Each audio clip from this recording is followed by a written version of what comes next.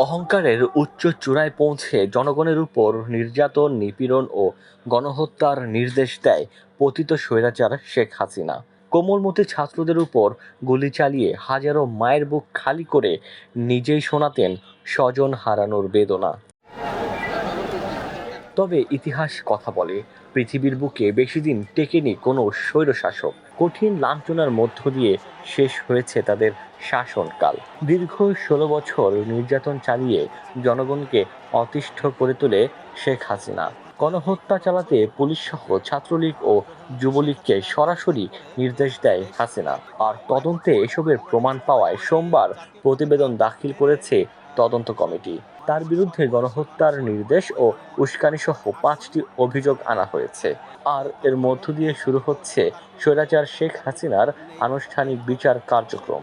এর সঙ্গে যুক্ত রয়েছে শেখ হাসিনার আরও ২ কমান্ডার, সাবেক স্বরাষ্ট্রমন্ত্রী আসাদুজ্জামান খান কামাল ও সাবেক আইজিপি চৌধুরী আবদুল্লাহ আল মামুন হিসেবে নিজেই নিজের শপথ গ্রহণের জন্য।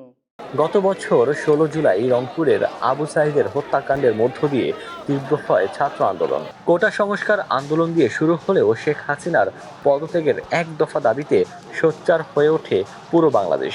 ২ দফায় চলে কারফিউ। এছাড়া নির্বিচারে পুলিশের গুলি ও ছাত্রলীগ, যুবলীগ সহ আওয়ামী লীগের অঙ্গ সহযোগী সংগঠনের নেতাকর্মীরা হত্যাযজ্ঞ চালিয়েছে ছাত্র জনতার উপর। তবুও দমানো যায়নি আন্দোলন। শিশু থেকে বৃদ্ধ, ছাত্র থেকে শ্রমজীবী ও পেশাজীবী, হাজার হাজার মানুষের প্রাণ যায় জুলাই অভ্যুত্থানে।